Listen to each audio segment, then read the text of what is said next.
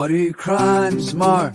Yes, what are your crimes, Mark? Did you beat your wife? Did you kick a pup? Well, find your crimes or make it up. Did you laugh at Hubbard? That's not nice, and now you'll have to pay your price. So what are your crimes, Mark? What have you done? Oh, it's too late now. Fair game's begun. Hello and welcome to another broadcast day at Zedu TV, covering all of Tegiak and this entire sector of the galaxy, as L. Ron Hubbard would say. Today was the 29th anniversary of the death of Lisa McPherson. And I was thrilled to see that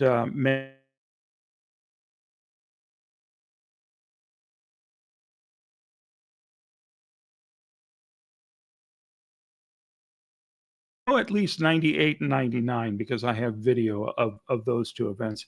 But I think they may have done it a year or two before that as well.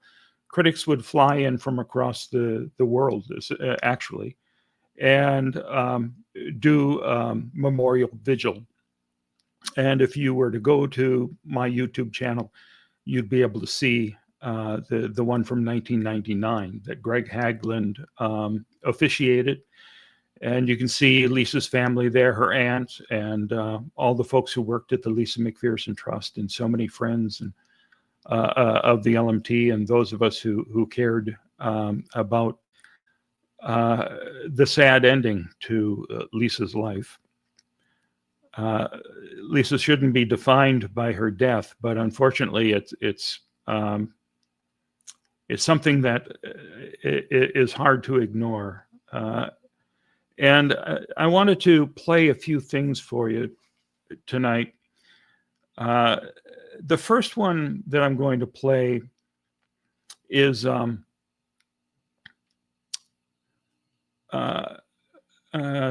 see, I'm trying to get back to, I guess I'm not getting back there. The first one I want to play is, oh, there we go. Now I can see things again. Let me get into the comments so I can see what you're saying here. Hooray! Okay.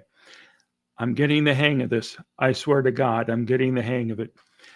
So back in 1998, when I first started looking into Scientology, I thought that the one thing that I could contribute would be video, because I had video editing equipment at the time, which was very rare. And there was almost no video online. There was a really crappy player called Real Player, which would stream video, but it looked horrible. But you could at least see it. And the decision came for me to jump in with this because there were two stories on CBS, almost, I think, back to back. I don't know if they're a week apart or... But one was on 60 Minutes about the takeover the Cult Awareness Network, which was fascinating. And then this one I want to play tonight is about the last 17 days of Lisa's life. And it is from a live broadcast hosted by Bryant Gumbel on a show called Public Eye, which only lasted for a year. And one of the things that's so special about this, and hello, Unstoppable SP. I'm sorry, I've been blabbing away and have not looked at all the comments here, but Lupita, welcome to you. And Magooski, how are you? Ricky Inabeam, nice to see you. So let me get back here to the show. SPTV never ends. Oh, Kelly, hello. So what was special about this show was they did a really terrific summary of the Lisa McPherson's sad ending. But then Heber Jenzsch, the president of Scientology, came on to do a live interview at the end. And apparently he would not agree to sit down and be interviewed for part of the show so that it could be edited into the package. No, he had to do it live. And once he went live, he went nuts.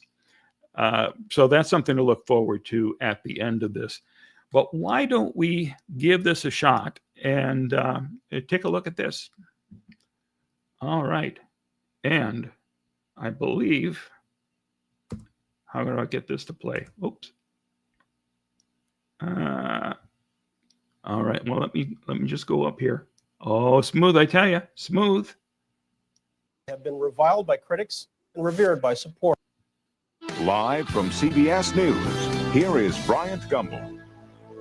Since first attracting attention more than 30 years ago, the tenets of Scientology have been reviled by critics and revered by supporters. Those same supporters have earned a fierce reputation for relentlessly using the courts to defend Scientology, ultimately gaining it tax-exempt status as a recognized religion. In recent years, the church's profile has been enhanced by association with a variety of Hollywood stars, famous folks who have put a shining face on a self-styled church that's often clouded by secrecy and mistrust. All of which brings us to a lawsuit in Florida, a wrongful death suit that has pitted proponents of Scientology against the family of a young woman who died in the prime of her life. Kristen Jeanette Myers, herself a lawyer, details the sad end of Lisa McPherson.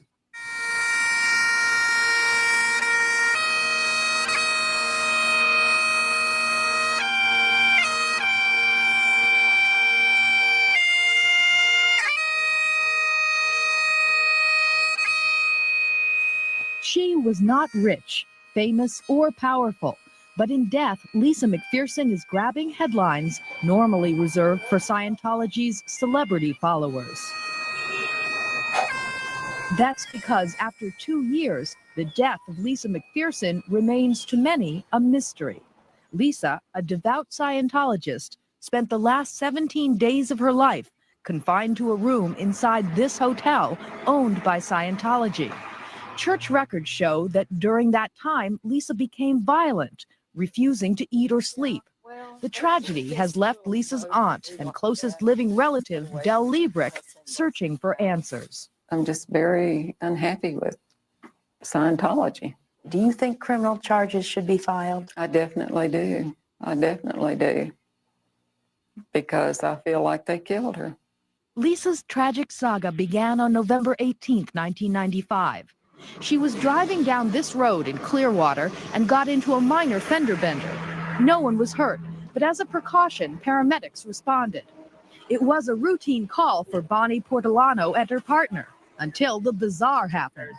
Lisa in the accident scene was behind our ambulance, and he says, "You're never going to guess what she's doing," speaking of Lisa. And I said, "What?" And he says, "She's taking off her clothes." And it was like a few seconds later, she came walking down the side of our ambulance with not a stitch on. As I went to get her, I said, Lisa, why did you take your clothes off?" And she said, "I wanted people to think I was crazy so then I could get some help." Paramedics took Lisa to a nearby hospital. Doctors wanted to keep her overnight for observation, but Lisa said she wanted to leave with a group of Scientologists who showed up at the hospital. Mike Rinder is the director of the Church of Scientology International. Laura Vaughn is an attorney representing Scientology. What she told the people at the hospital is she didn't want to stay. I think if the doctor could have kept her, he would have. But she expressed her desires to leave, and he had no right to keep her. Lisa's friends brought her here to the Fort Harrison Hotel, the spiritual headquarters of Scientology. She arrived in good physical condition. When she left 2.5 weeks later, she was near death. What happened to Lisa McPherson during those 17 days has been the focus of an ongoing 2-year criminal investigation. Scientologists say the probe is a witch hunt, but church critics see it as an opportunity to expose what they say is a dangerous cult. I was in it for 15 years. I know that it is a cult.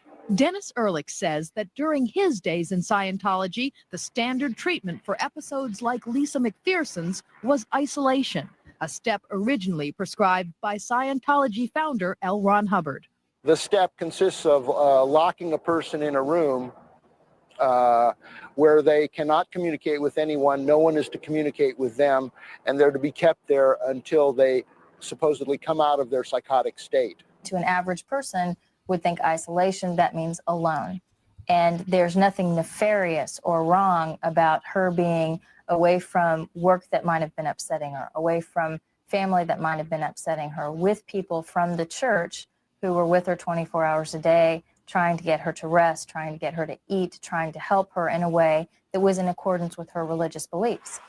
The only glimpse into Lisa McPherson's 17 days at the Fort Harrison Hotel comes from logs kept by Scientologists who were assigned to keep watch over Lisa.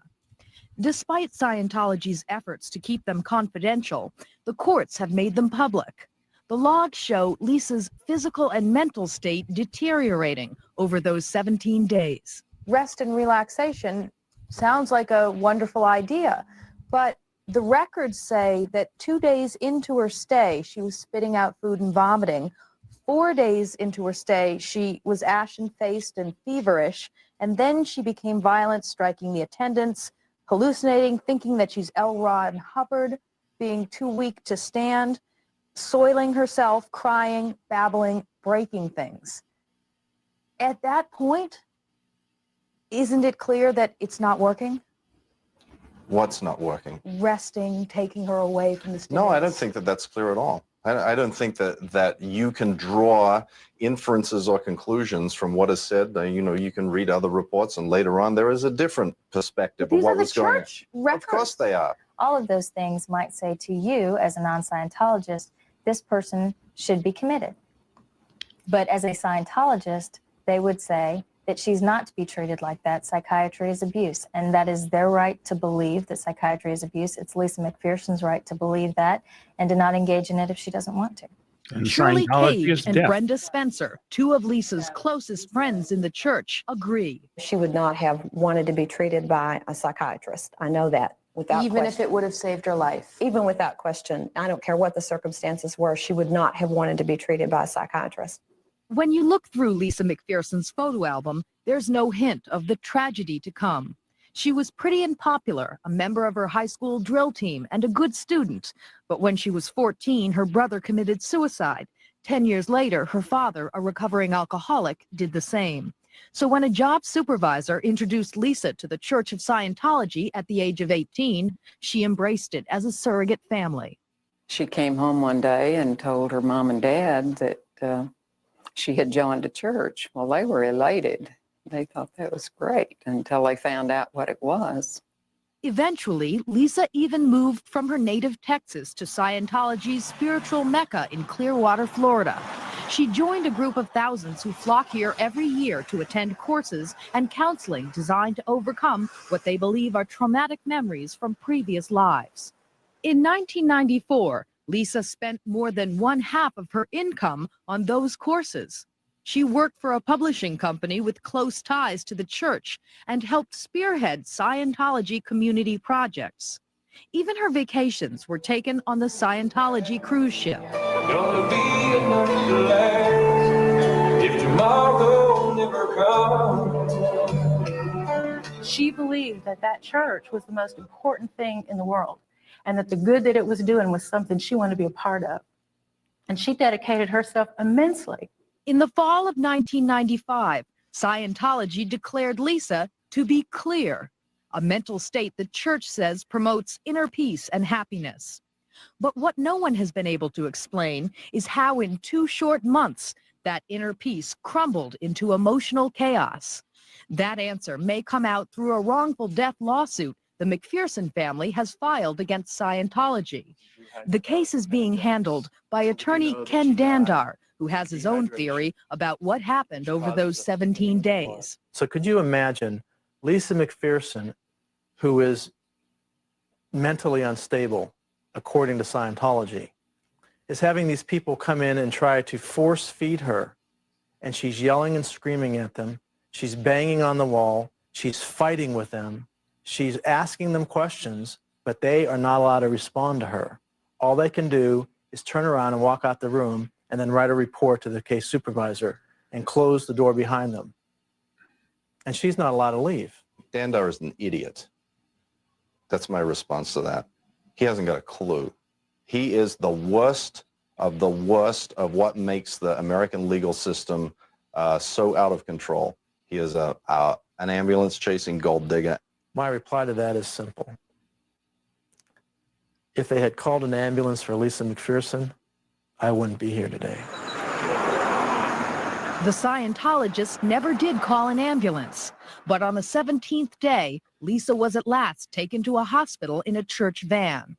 It didn't take Lisa to the closest hospital, which was just a few blocks away, or the second closest, or the third, or even the fourth nearest for that matter.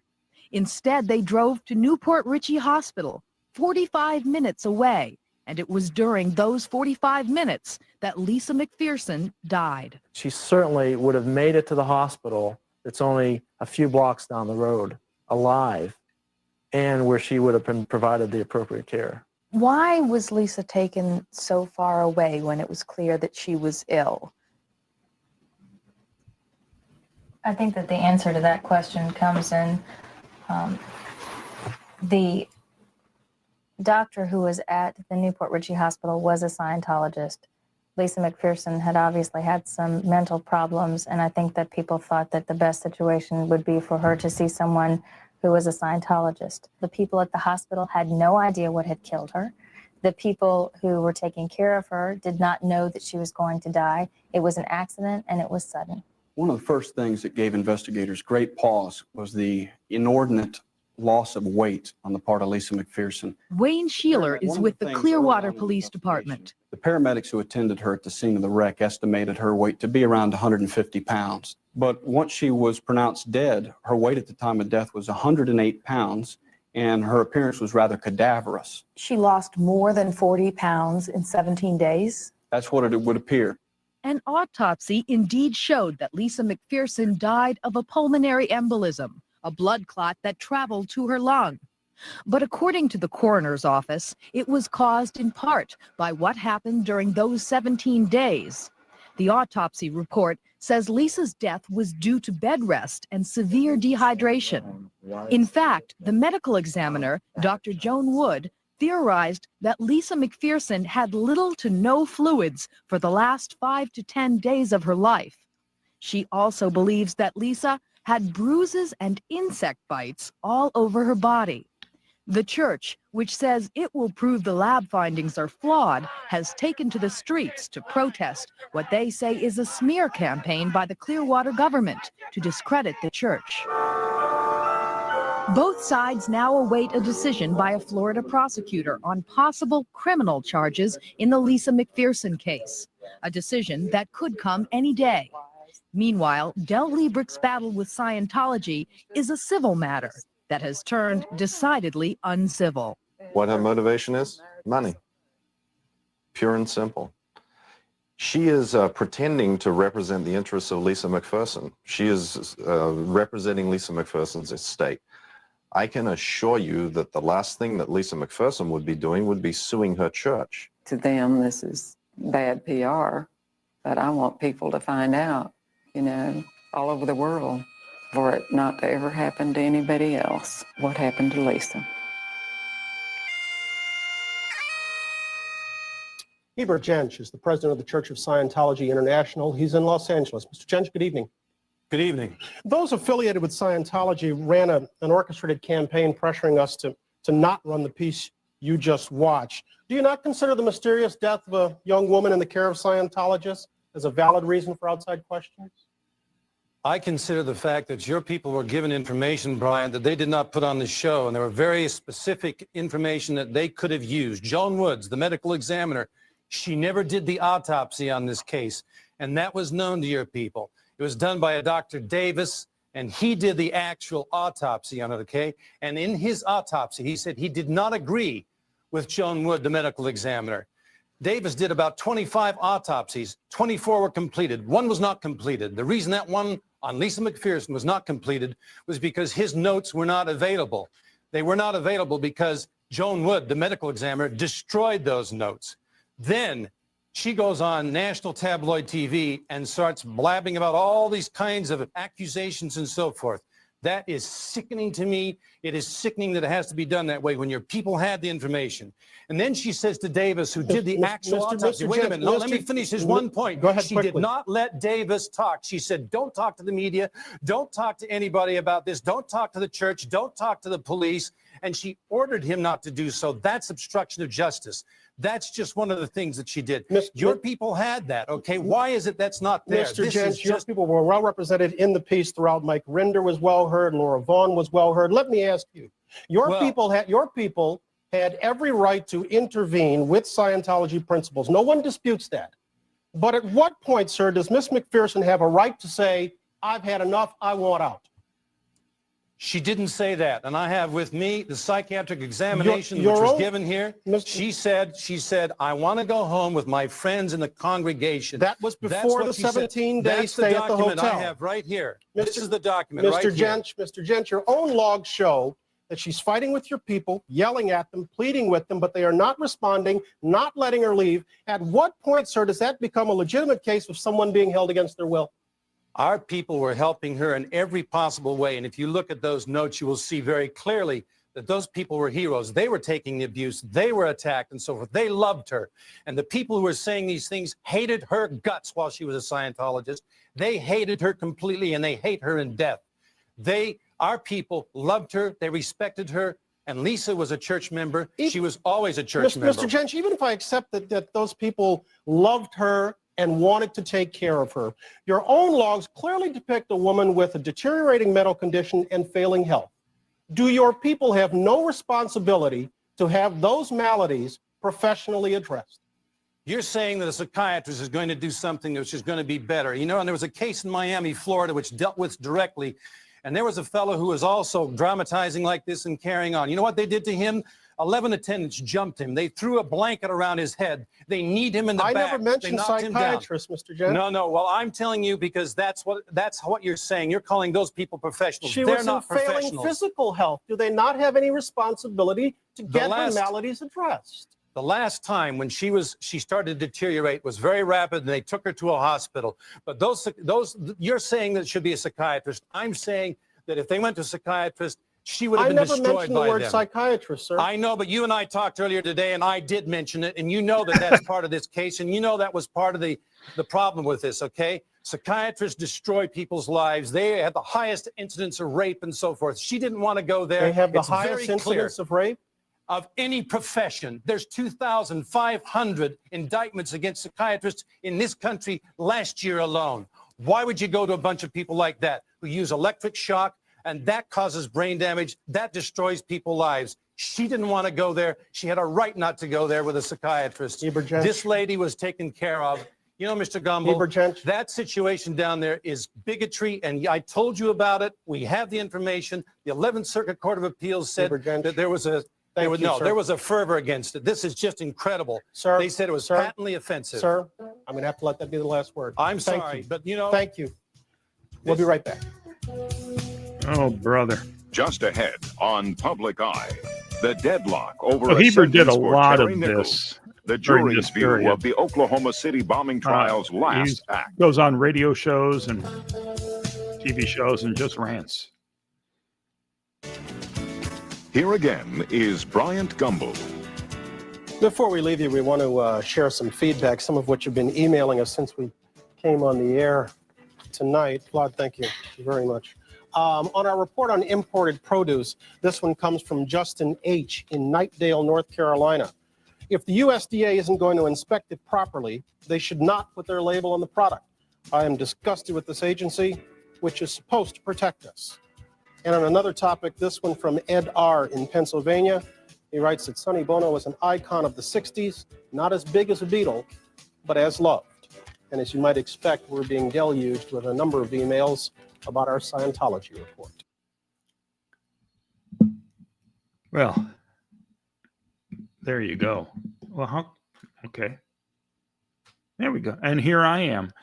My plan was to be able to start and stop the video and do some commentary along the way. I was terrified of stopping it and not being able to get it going again. So I thought we'd just watch that because it's a great piece. It's a wonderful summary right at the beginning of the media exposure of this, of what happened. And having the paramedic on camera. I only saw her one other time, I think on an episode of A Current Affair, one of those tabloid shows, which is what Heber was ranting about. Oh, tabloid shows. But, you know, and I'd forgotten the fact that Lisa told the paramedic that she got naked because she wanted somebody to think she was nuts so she could get some help. I knew she was doing it to get attention, to get help, but I completely forgot that part. Well, I hope you liked that. In the Heber part of the show at the end, he's talking about all the people who hated Lisa. And that is a sentiment that was expressed to me outside the Lisa McPherson Trust in Clearwater back in 2000. And there were a group of Scientologists who were protesting the Lisa McPherson Trust at that time, because this was a period when German government official Ursula Caberta came to Clearwater for the first time, and she held a press conference about Scientology in Germany, and they were up in arms about her presence. So they actually met her at the airport, dozens and dozens of Scientologists, to scream at her, Nazi, go back to Germany. And it's just insane, of course, because it's Scientology. But while she was here in town, that's when the Scientologists did the mad picket where they all confront us on the street.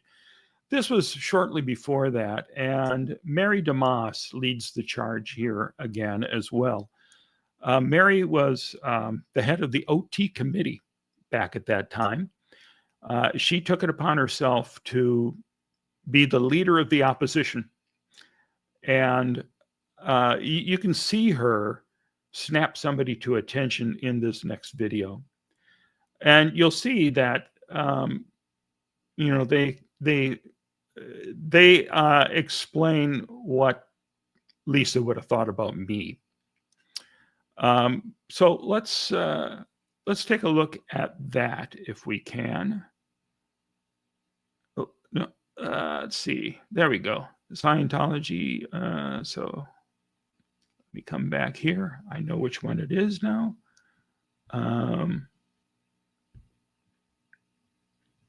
Yeah. Oh, easier said than done. Stop that. Let's present this screen. Woo-hoo-hoo. Mary DeMoss at the LMT. All right. I think want you to keep it on film for yourself. Yeah. Now, they're using actual Scientology technology to run your company. They are. So they obviously know it works. And the whole money situation, when it runs out, or when Mitten decides he's gotten what he wants and he doesn't pay you, what are you going to do? He kicked you in the ass. You have it, Joe. I guess I'll be homeless.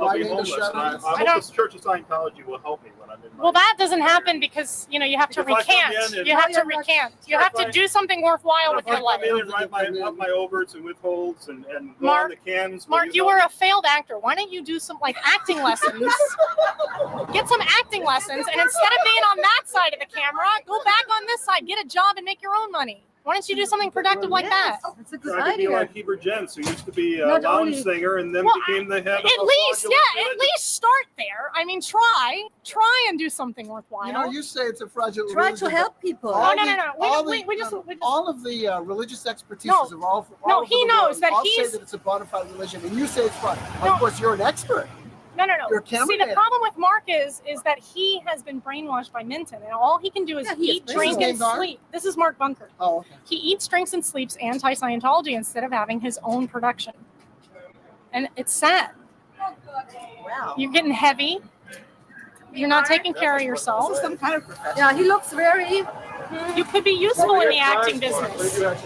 You might even get a career. Go back to doing something useful with your life that you can call your own. Yeah. My question. Did you know instead of living off of Did he know her personally? Did you know her personally? Tell me over here because I like it better. Over here. Did I know Lisa McPherson? Yeah. No. Did you ever meet her? No. Well, she was a friend of mine. Yeah. And she would have spat in your camera lens. Why didn't you come and Probably take would have her? hit you with over the head with one of these things. Why did you let her be trapped in a room for 17 days under constant Mark, guard? Mark, That's not right. let's discuss your Don't lie to career. her. Let's Look at discuss the your court career. document. He was talking about Lisa Did McPherson. you look at any of the court documents? Yes, I believe I've looked at every single document that there is. Oh, it's all wrong. All the caretakers. You write the document. I know. They write That's it. a lie. Oh, God. Oh, yes, we write boy. the own, we write our Oh, own God. documents. Yeah, you know this. No? All right. I know this. Why was it dropped then? Listen, Why was now it listen, dropped? you brought this Ursula here and she's got crud in her ears. And I was hoping that you guys could talk to her about like some hygiene in America. This isn't Europe. She looks bad. She's got, big chunks in her ears. Looks She needs a shower. And this is churchly behavior. I don't know about that. I'm just talking about, person to This person is how here. you want to represent Scientology. No, I just want Ursula to have like clean ears when she tries to get people to burn people You again must in the Nazi represent war you a little camps. bit better. Maybe people and you listen must to her. look nice. Yeah, you guys need Not to, so you need dirty.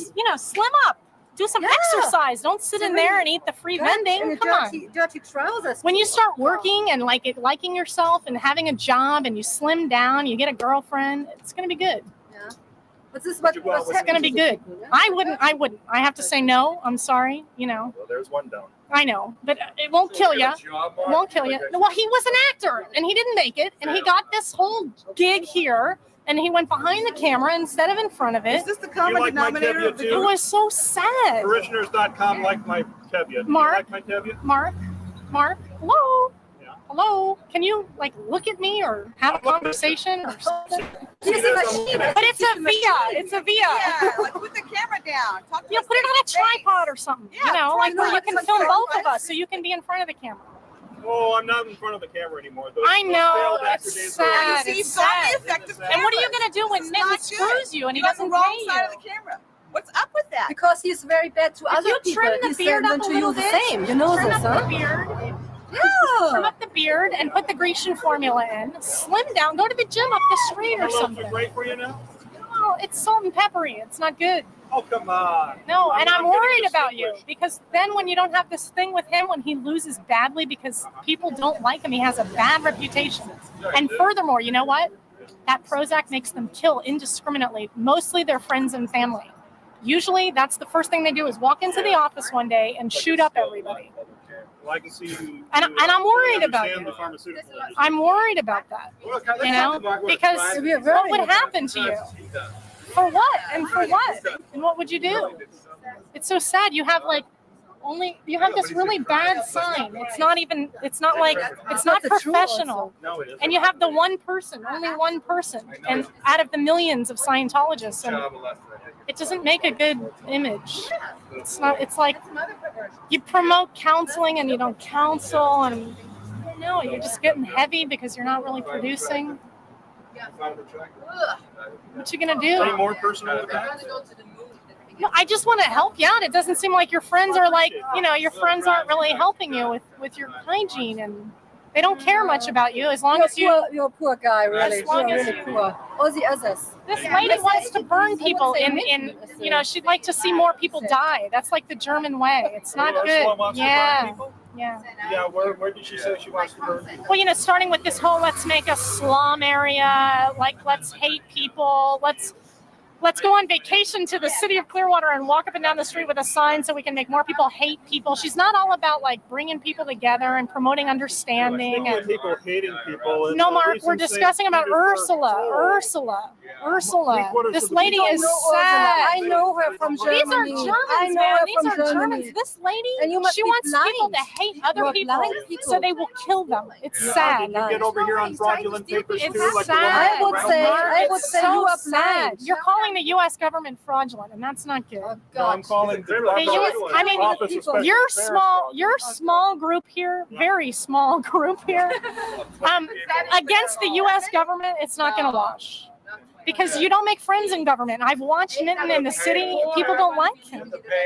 He doesn't make a good impression. Police don't like him. He's crazy. He loses his temper. He's got to have Jesse on his back all the time. Because, Jesse, smell of alcohol. He's got his cool, he's got something to calm his nerves. And Minton, on the other hand, goes the total other way with the Prozac. It's gonna shoot you guys all up one day. Sad. They bring So people, a German woman here, they really It's got to be. kills families, children, because she do the things that children cannot go to kindergarten, must go out of school. I know, why so much fear of the Scientologist being in contact with other people in Germany? She's like in fear, like that she's so weak that she can't allow Scientologists to be in school. It doesn't really And you make think sense. that's right. That's Doesn't make right. sense. You like this? Suffer the children suffers. Is that what you like, Mark? Yeah, answer the question. They like Answer it. that question. Yes, answer Is that that what you question. want to see people suffer? Oh, that's right. Really? No, I mean, what do you believe in? What do you believe in? You took this job. What do you believe in? You believe in that? L. Ron Hubbard was a fraudulent con Right, man. yeah. Right, but so should But little. not going this way. We speaking about So those children children. shouldn't be allowed in school? You think We that's true? speak about You believe in that? children. You believe in that? Do I believe in what? That children shouldn't be allowed in school if they're No, I think children Scientologists? should be in school. But why Okay. are you supporting her? Why are you supporting her? I'm not coming back in there because this man is dangerous. But this Bob Minton person is dangerous. Actually, we're changing. Not to go home. They're back here in full. Well, there you go. Unelected, largely Hey. unaccountable billionaires Don't do are that. getting special access to this incoming Trump Well, administration I think that's and Senate probably Republicans true, and but we others. don't need to know about that. All right. Sorry. So I really enjoyed the fact that at the end of that, Bob and Stacy and Jerry Armstrong all came out concerned. Oh my God, what's Bunker doing? He's surrounded by these people. We got to get him out of there. And I was having the time of my life, actually. But at least I got to say, oh, that guy's dangerous. He's going to shoot me. He's going to kill me. Which, of course, they had no idea what I was talking about. But I like to amuse myself from time to time. And, we got to spend a little time there with Mary. That's always fun and exciting, isn't it? Mary, somebody was asking where she is now. I believe she's still in Boulder, Colorado, but I don't know that for sure. And she left Scientology and she felt abused by critics and Scientology. So she was fed up with all of it, apparently. I only had one conversation with her. I think it was through email.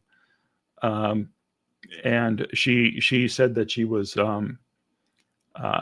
when she was doing all this out on the street, she had no idea that anyone would see this, that it would, eventually go on the internet and be seen around the world. It just stunned her. And I think that bothered her quite a bit.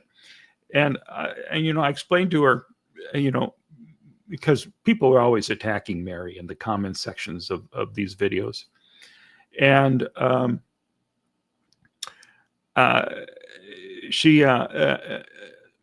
so she was getting so much abuse from everybody. And I liked Mary. She was fighting for what she believed in. And I always admired that. I liked the fact that she was nuts and would say the most horrible things. And I love in this video, you can see how she was trying to control the situation. Somebody, the guy behind her starts talking about Lisa would spat in your camera. Oh no! Oh, we don't want to say anything like that. And trying to control the situation so she can say the horrible things. It's quite a tech they have going there. So I'm getting a question from FYT 54321. Have I been in touch with Stacy Brooks over these many years? I haven't talked to Stacy in a few years now.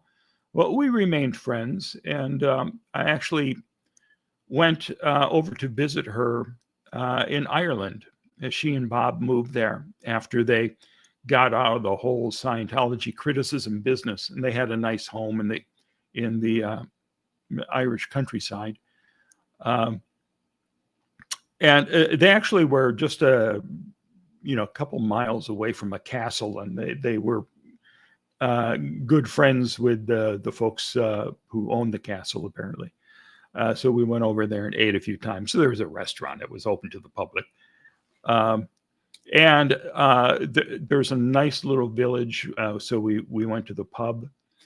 And I don't know if you're familiar with Irish pubs, but they have people singing, Irish tunes in the background.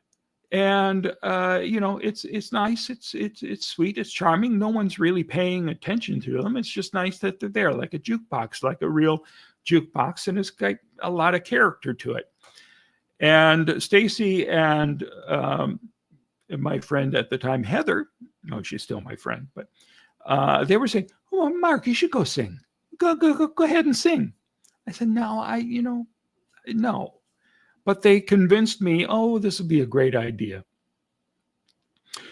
And of course, I don't know these Irish songs. So I asked the little group there, "Do you know If I Were a Rich Man" from Fiddler on the Roof? They had no idea what I was talking about. It was, I couldn't believe. I thought this was a universal show that everyone across the globe knew. But no. And for some reason, I decided, okay, well, Stacy and Heather want me to sing. I will sing solo without accompaniment. So I start doing "If I Were a Rich Man," and I'll do the, at the top of my lungs. Everyone who's in the pub is going, "What the hell's going on now?" So all glaring at me as I sing the song, and I do an abbreviated version of it and slink back to my seat.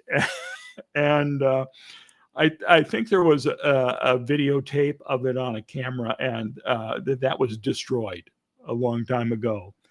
But it was an experience that seared into my memory. All these Irish people staring at me. What's this odd American doing? Well, yeah. So Stacy's doing well. She actually took up art. She was painting, and she was a really terrific painter. I saw a bunch of her pieces. So you think, it's okay. It's nice to have a hobby, but she was damn good at it, and probably still is. And she's back in the States now. When Heather and I went over to see Stacy, Bob had died in the months before that. And Stacy said, "Don't come over for the funeral," because the home was packed with Bob's family, and she felt that wasn't the best time. So we saw Stacy, and we visited Bob's gravesite. And apparently it's an Irish custom that for the first year you have a little wooden cross. You don't put up a headstone until 1 year later. So that's what we saw. Other questions? Yes. Witness evidence destroyed. Yep. I will be happy, though, to sing "Rich Man" wherever you are. I'll do a personal appearance. You see that Mary was trying to attack me on being a failed actor. And I did a lot of stage work. I did a lot of voiceover work, ads and things like that. Never really made it big in TV or film, but most people don't. I mean, that's the real California state lottery. But what I loved is when Scientology first attacked me back in '98, they put up a smear website about me. And in that website, they said, he obviously has some talent. His tevya was really great. And I thought, well, there you go. People who hate me loved my performance. So I took that as a win. So I threw that back at her. And I didn't learn till later that that Mary DeMoss was also an actress, and she has or had a children's theater company. No, is that smear website still up, A Cute Pumpkin? No, that's long gone. And you know, as far as the failed actor thing, that never bothered me. Nothing that they said bothered me. And in fact, I started using it myself. I started when I was around them. I just said, "Hey, it's the failed actor, Mark Bunker. Here you go." As I know that I was a damn good actor. I didn't fail at all. Hollywood just refused to pay me. So, let's see what other info from that video did I want to talk about? Well, I don't know, but if there are other questions, I'd be happy to answer them. Did I learn some Irish tunes for the next visit? No. I never went back, but I certainly wasn't cramming. You know, once we got home, and I got to learn this and go back and redeem myself at the pub tomorrow. I thought, I'll leave them alone. They had enough. If I could just sit in the background, go, quietly singing some song, that doesn't sound like me. I belt. I am. I am the male equivalent of Ethel Merman. Get out there and so.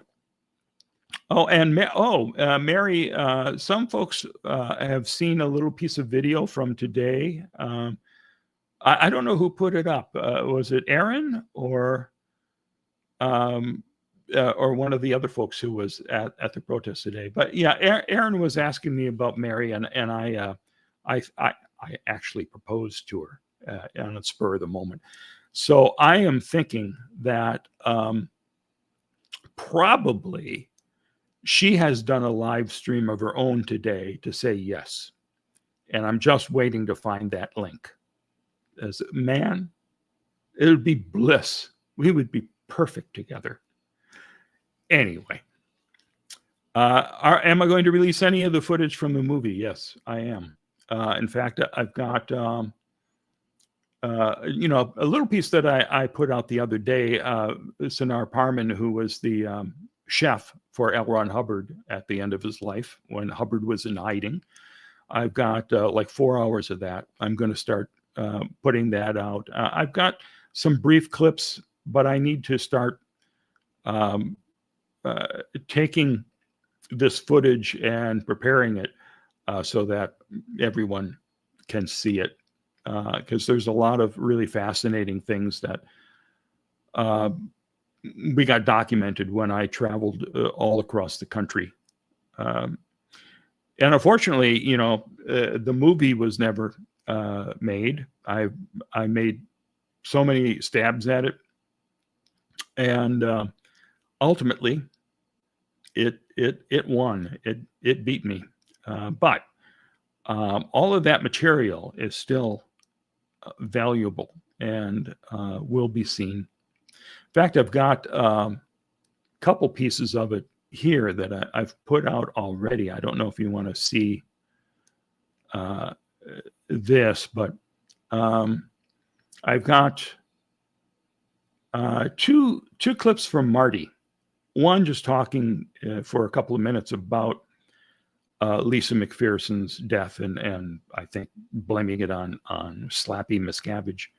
And then another one where he goes into quite a bit of detail about how Scientology derailed the case by hiring the top experts who had just come off the O.J. Simpson case.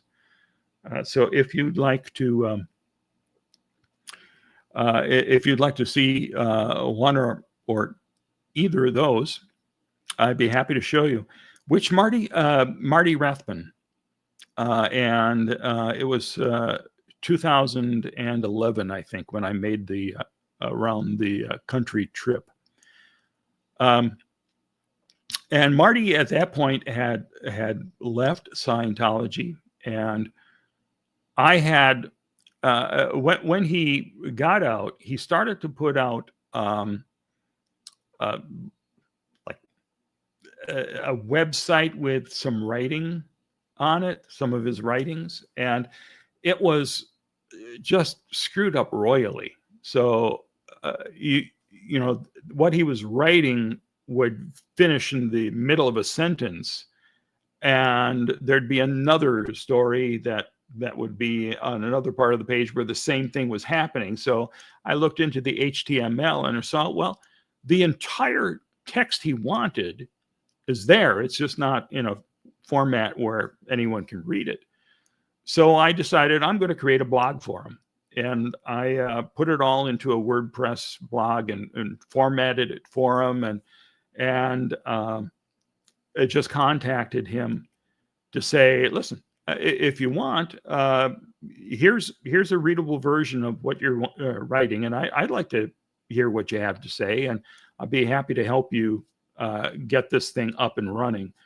And yeah, moving up a little higher, that's the blog that I started for him. So for a month or so, I would be working with him, relaying out the stuff that he wrote. And then the training wheels came off, and he just went off on his own. But we were in communication from that, and he agreed to sit down and do an interview, and we talked for 4 hours. And it was interesting to being at his home. This was right after the Squirrel Busters had been doing all their stuff. And they had a nice guest room that they allowed me to use. And they were incredibly generous to me in their time and the way they treated me. Mosey made the most enormous breakfast I'd ever seen in my life. Like everything was sitting out on a table like it was a giant buffet for the neighborhood. And for a long time after that, I was playing Words with Friends with Mosey all the time. And then after their lawsuit fell apart, then all the communication ended. And I was sorry to see, how that goes, but that's what happens. They'll find a way to silence you. Not me though. They haven't silenced me. Come on. You can do it, Scientology. Keep working at it. So if you'd like to take, we can try taking a look at one of these. I'll bring up the short clip here. Let me see. Okay.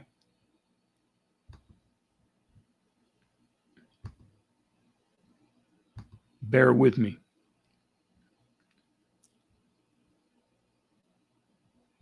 There we go. Share. Oop, let me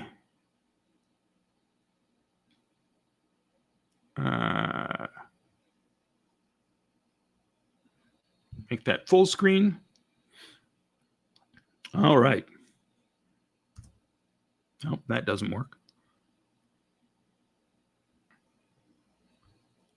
One of the first things I did is I had to go down and interrogate everybody who participated in the Lisa McPherson matter. And Mark, a great deal of them didn't even speak English. I had to have translators, okay?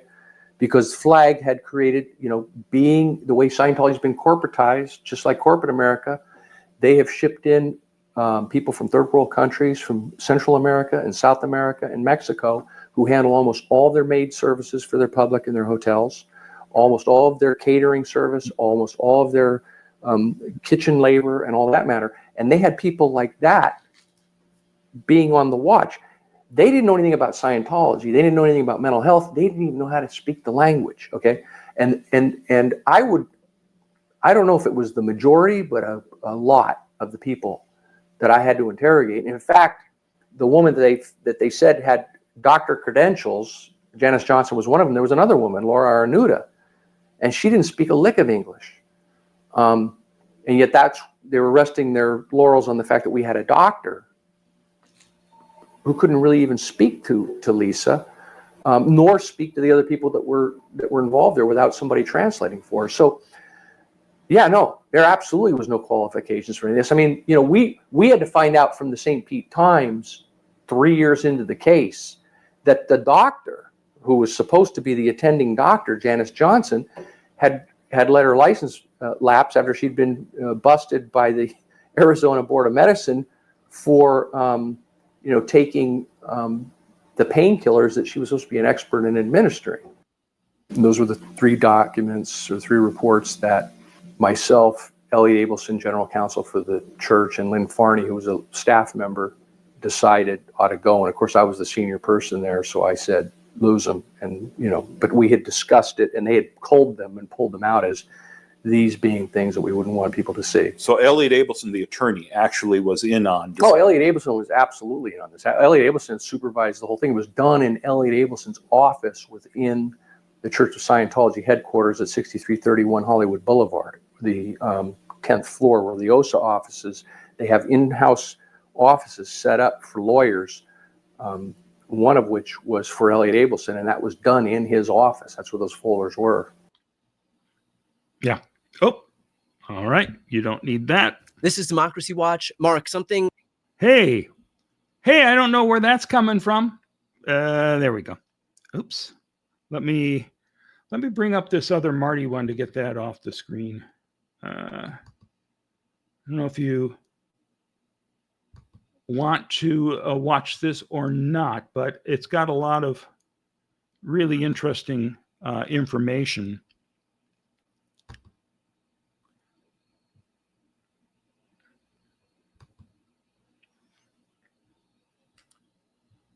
I think it was 98. Ben Shaw came up with this guy, I can't remember, Hubbard was his name, ironically, who was really one of the few people in the world whose real specialty was dehydration. And he had gone and saw the autopsy photos for the first time. And he said, look, these are horrendous. But he says, I will tell you one thing, she's not dehydrated. And we were like, and this was in 98, right about the time of the indictment. And so, we were like, whoa, this is a huge break. This is important. And this is when Miscavige came down for the indictment problem, myself and Rinder, and we worked tightly with Ben, and we started hiring all these people, Bod and what's the other guy's name? Wecht, these guys who are the big celebrity medical examiners. And they were just the big name guys. We had, sub guys from every discipline and sub-discipline. I mean, we had a huge army of medical examiners. Just like the Church of Scientology has bolstered the private investigator economy in certain regions of the country at different times, we bolstered the medical examiner consultant industry for 2 or 3 years there between 98 and 2000. But Miscavige and I saw the state attorney's office on a number of occasions through 1999 because we then retained Hubbard, and then we retained all sorts of people that were, analyzers of different things to back up what he was saying. And we're trying to make a case to Doug Crow, who was the prosecutor, and the state attorney, which was Bernie McCabe. And we had a number of meetings, and I would haul in all the science, and we'd have it all displayed and broken down, and DM would do the presentations. And Lee Fugate was the one that came with us because he was the guy. Lee Fugate is the door opener down there. Lee Fugate, if you ever met him and you weren't opposed to him, you'd think he's the friendliest guy, the best good old boy you'd ever want to meet. Really a very pleasant guy to be around. And so that's what he does. He can't litigate worth a spit. He doesn't know the law from second base, but he knows everybody because he's a hail fellow well met. Okay. And he was in the state attorney's office in the 70s, knows most of the judges in Pinellas County. knows all the people in the state attorney's office, the whole deal. So Lee was he was there for. He was with Weinberg in the Spader Zuckerman firm out of Tampa. He was working with them. But he was the guy. Sandy Weinberg was going to court, but Lee was the guy who was doing really working with Miscavige a lot, because he was going to open doors for Miscavige to, deal directly. Okay. And we went to the state attorney's office on a number of occasions in '99, trying to get them to drop the charges on the basis of these scientific findings. And it was pretty clear Doug Crow wasn't buying any of it. Bernie McCabe was mildly interested, but Doug Crow was really the brains and the effort in that office. He was the guy who did all the heavy lifting. So Lee came up with this idea. He says, I saw Joan Wood's attorney, Jeffrey Goodis, who's out of St. Petersburg, her personal civil attorney. And I met him, because that's his thing. And DM just is like, hey, come here, Lee, what do you do? And then, because whenever Lee is talking about, I've been hobnobbing with Judge Schaefer or her clerk, and she said blah, and he's like, he wants to hear, that's when he wants to be in. He says, does Lee hear anything? Lee hears something, Lee's coming over. He drops everything and goes down and sees Lee with me and Mike, and Lee debriefs on running into Schaefer. And he'll sit there and talk about the rest of the day, reading tea leaves into, he makes some comment and she makes some, and it's just one of these sort of Southern things where he's making a joke and they were trying to read, like maybe she doesn't buy into their bullshit, Anyway, I'm telling you, this is what was going on in that year when Miscavige was down there obsessing with this case. But we were putting together this presentation with all these experts, and we were bringing experts to the state attorney's office, the whole nine. And it wasn't going to happen. So I think it was late '99, Lee comes up with this other idea. He's met Jeffrey Goodis. And so Miscavige's like, yeah, well, what's the deal? He says, well, I just said hi, but whatever. He says, so there was this whole thing. Lee, you got to get me a meeting with Jeffrey Goodis, which he does. Okay. And Miscavige does this whole meeting and does this hour-long presentation talking about how Joan Wood screwed it up so bad, and we really have her best interest at heart because she's going to really eat it in this case and be discredited and may end up getting sued because Okay. And the reason I'm saying, you're not going to, it's a two-sided story because there was a lot of science. We had this science. We didn't make this stuff up. There was these people that were testing that the Hubbard finding on the dehydration was actually correct.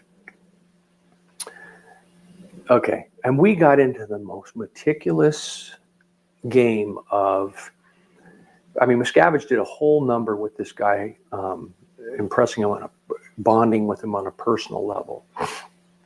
Got his interest at first, really appealed to, I'm this guy that kind of, his own narrative he kind of explained, and I'm this guy that, took over this church from Hubbard, and I've been under assault ever since, and here's the St. Pete Times profile they did on me. And, I'm an important guy. And I hobnobbed with John Travolta and Tom Cruise and, and, to a guy in St. Petersburg, that's kind of impressive. And he was impressed. In any event, he agreed to have another meeting to study more of this stuff. We had several meetings with him. Dave Miscavige and I, in particular. Lee didn't even come to these meetings. The thing was very carefully done so that Lee wouldn't know what went down between Miscavige and Goodis. I think one of the reasons I was even there was to serve as a witness for Miscavige in the event. You get what I mean? Because he wouldn't even let Lee come to these meetings, an attorney, because it was so hush-hush and we had to be so quiet. I was there for another purpose, which was I always was his right-hand man when it came to presentations, and I always had the data all in perfect order, and I could flip out anything and I had the fact and the answer to anything that might come up, and I had the backing for every part of his presentation. If the guy ever hesitated, he'd go, he'd look at me and I'd pull out the file and he'd have the document. You know what I'm saying? It was actually pretty effective. I mean, we did it with the IRS many times. We did that with Jeff Goodis. But Miscavige really established this sort of personal line with him to the point where it was almost like Goodis was representing, like Miscavige, they become pals. Like Goodis was into, he would always comment on Dave's cufflinks because Dave always wore cufflinks, and they were very snazzy cufflinks. Like one, he had a set that were White House cufflinks. I think he got from Bob Gray. He had, he had diamond ones. He had platinum ones. He had all these very intricate. I mean, a lot of them. And Goodis was always commenting. And let me see what And so I don't know. A month into it, now we're wanting to get a little closer. Dave has a custom-made set of, several $100 cufflinks made, and has them delivered to. And the guy's blown away because I see him. He's wearing them the next time. Like, hey, you know what I'm saying? Always brings up Travolta, like in a giddy way. Like, his wife and him think Travolta is God, right? So we had one of those events coming up because we started doing those events. And the whole intent was to influence the judiciary, influence the opinion leaders, but most specifically the judiciary. We were holding those Galen events like every few months at the Fort Harrison. We'd invite all the local judges and opinion leaders, and then we'd have all these celebrities intermingle with them. Well, when the next one came up, Jeffrey and his wife got special seating at the place. They had their own special table, and then Travolta came over as if Dave wanted me to say hi and tell me he's really said you're a great man, and so I'm really honored to meet you and your wife. The photo, the personal photo, the whole thing. Tampa Bay goes to the Super Bowl. Tom DeVocht, if you can ever get a hold of him, will confirm this for you. He's working, I think we were working with Holland and Knight, one of the big white shoe firms in Tampa on real estate. And Tom was the contact. Tom got primo Super Bowl tickets. Super Bowl was in San Diego that year, as you might recall. So Dave presents Jeffrey with 50-yard line, 20 row up, primo seats at the Super Bowl. And Tom would have to confirm this, but I seem to recall that Travolta was right around in that same area, and we arranged for him to go bump into them. Okay? I mean, this is the kind of stuff. I mean, he was Mark, DM, carefully micromanaged and organized these things. The guy can be extremely manipulative and extremely charming in the way he's doing it, as if it's natural. See, I'm seeing all this is all rolling out, but I'm also seeing how Jeffrey Goodis just thinks this is just naturally sort of, you know what I'm saying? By the end of it, Jeffrey Goodis is talking to Dave Miscavige like Joan Wood. Dave's like telling him what he needs to get her to understand, and they basically get it to the point where she's freaked. Okay. Well, let me tell you, here's some of the things that we're getting from Goodis. Like, who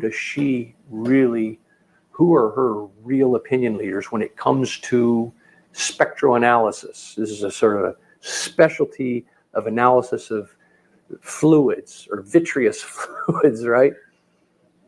Well, it's this guy, I can't remember his name, but he's this really wild, mad professor from New York. And in fact, Lee Fugate and I flew to New York over Christmas. I'll never forget that. And met with Baden, Wecht, and him in this unbelievable thing. It was like something out of a Sherlock Holmes movie. He's down in this place on the east side, and there's like, books that go all the way up 20 feet, and it's completely dirty.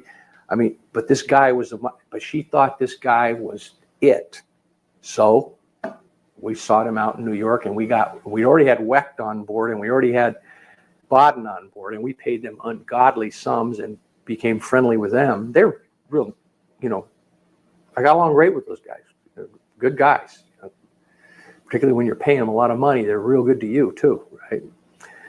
But they were able to, say this is a good case. We've now got that credibility, and now the guy's on.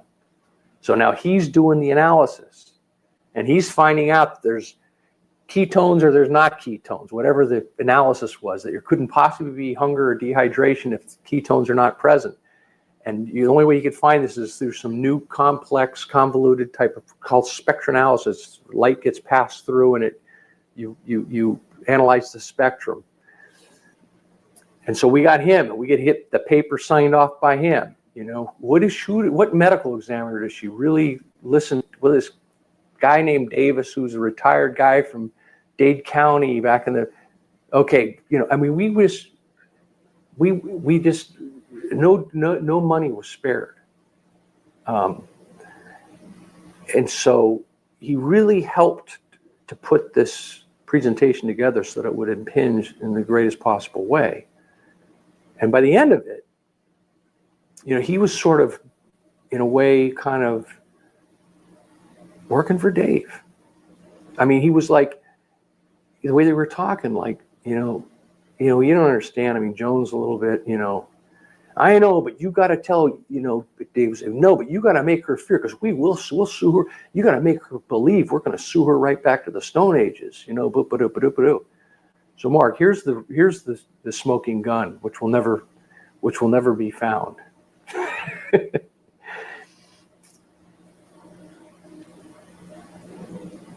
She agrees she's going to change it. I mean, but it's down to negotiating over. Dave's talking to him about, you're going to put the car accident in there. She's not going to buy into the car accident's the cause, but. And this is going back and forth for weeks and weeks and weeks. But Jeff reports that he's got her to agree that she can put it in there in a contributing circumstance because it's not really a cause, and so that you can make it look like that, but it's not going to. Okay. I mean, that's how sort of on our side he was. But he's her attorney. She agrees she's going to do it, but she wants a release in exchange. That's the smoking gun.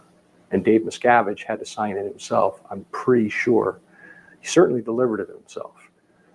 But there was a release delivered to her, and only then did she make the change on the death certificate. And that was locked in a safe in Jeff Goodis's office, Goodis and Thompson, or Thompson and Goodis in St. Petersburg. And the only people on planet Earth that know about it are the late Joan Wood, Jeffrey Goodis, Dave Miscavige, me, and Lee Fugate knows about it, but I don't think he's ever seen it. I think the only three living people that saw it was me, Miscavige, and Goodis has it. Or had it, and maybe he destroyed it since she died now. I don't know. Anyway, that's the backstory. I mean, it was down to him reporting to us about how she's feeling uncomfortable with Doug Crow. And she's afraid of Doug Crow. And now and he's sort of leaning her into becoming our ally. Hey. There we go. All right. So, more details perhaps than you were interested in. But I think it's fascinating to go behind the scenes and, take what you want from it. Stories change.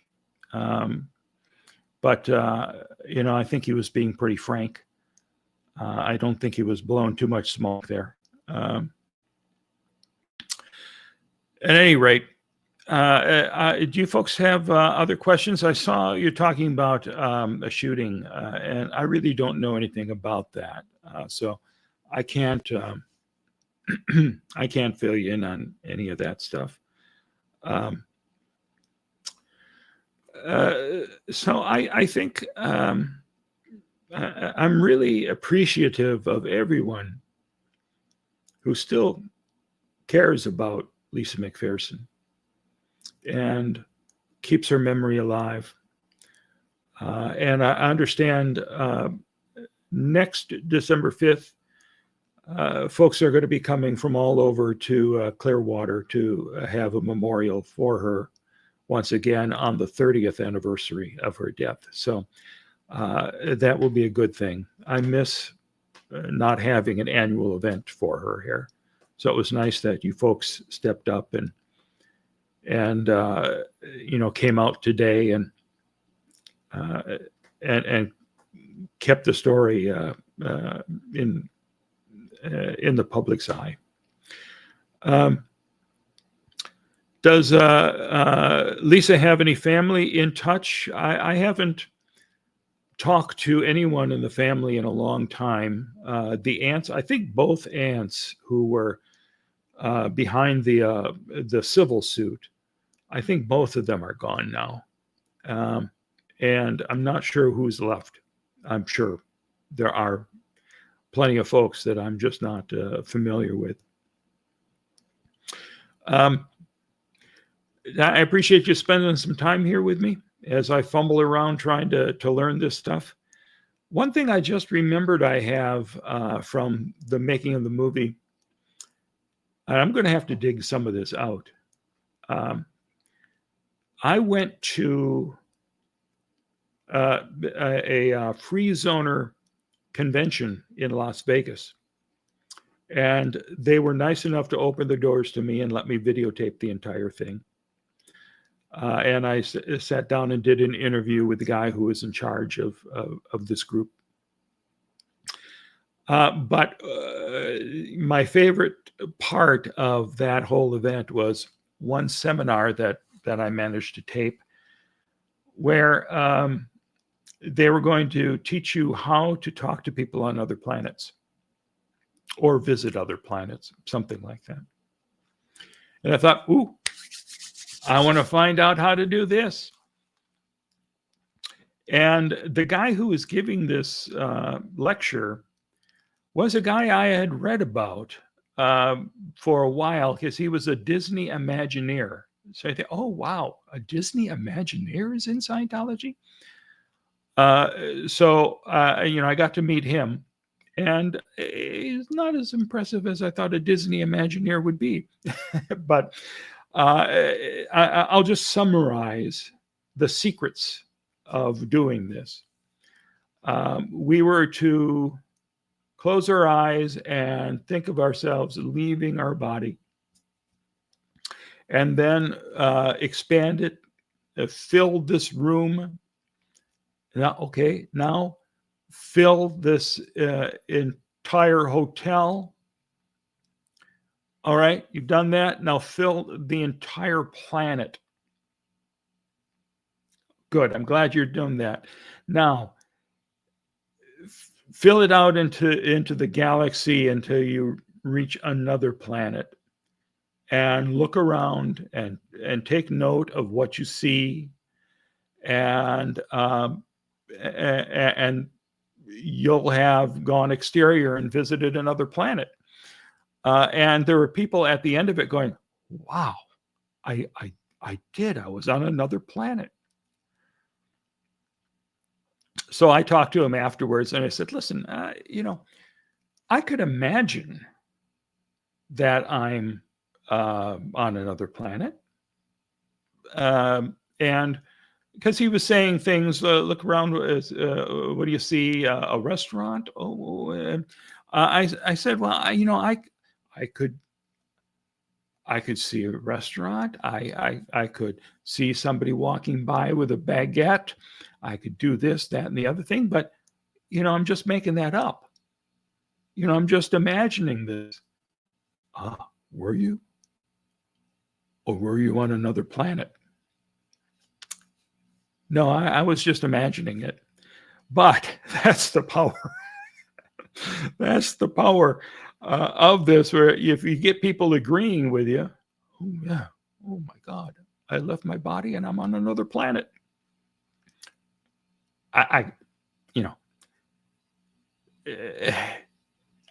Maybe they did. Maybe the rest of them actually went to another planet. I didn't see any evidence of it.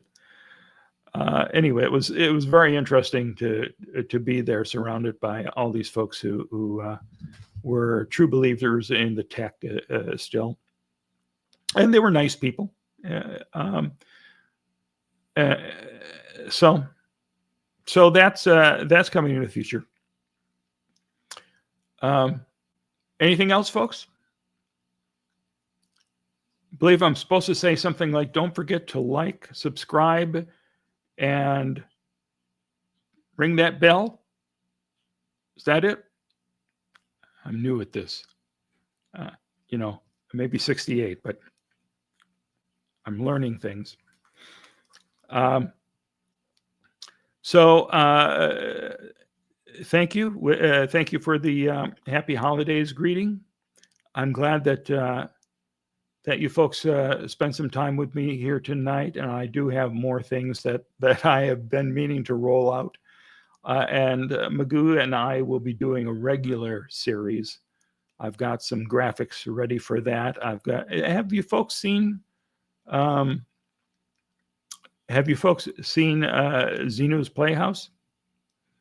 I'm really enjoying learning AI.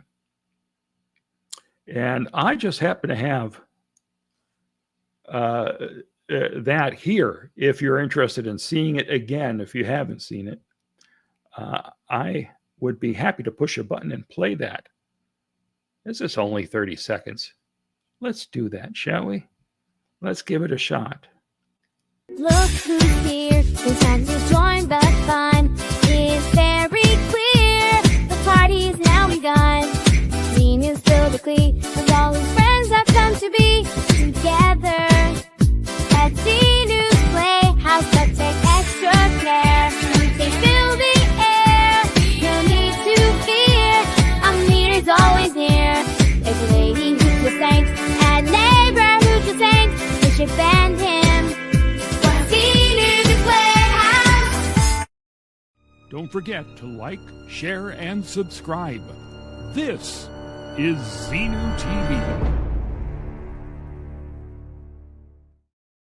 So I've been creating a few songs here and there, and there was one that I started that I didn't finish, but I was amused by the whole thing. If you remember, a few months ago, there was a story about Scientology buying Charlie Chaplin's old movie studio. And that really pissed me off, because that's sacred ground that should not be spoiled by Scientology. I used to, when I was a failed actor in LA, I would go and stand outside the gates. I wasn't allowed in, but I would just look at, oh, this is where Chaplin worked for, made all of these great films. So I'm going to put together a song about this, where Chaplin's ghost will be haunting Miscavige everywhere he goes, kicking him in the butt, hitting him with a pie, tripping him with his cane. And I started working on that, started working on the graphics.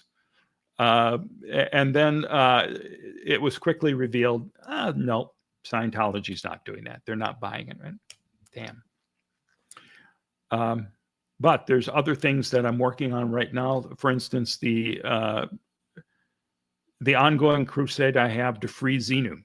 So I've been traveling all over the galaxy, talking to folks on various different planets, trying to raise the temperature here and get people to make sure that Xenu is released from his mountainside prison, as it's just not fair what they've done to him. He's a good man who's misunderstood, and he's been trapped too long. So anyway, I think I've rambled enough. It's been almost an hour and a half. So thank you for everybody for joining me, and I'll see you again soon. Until then, bye.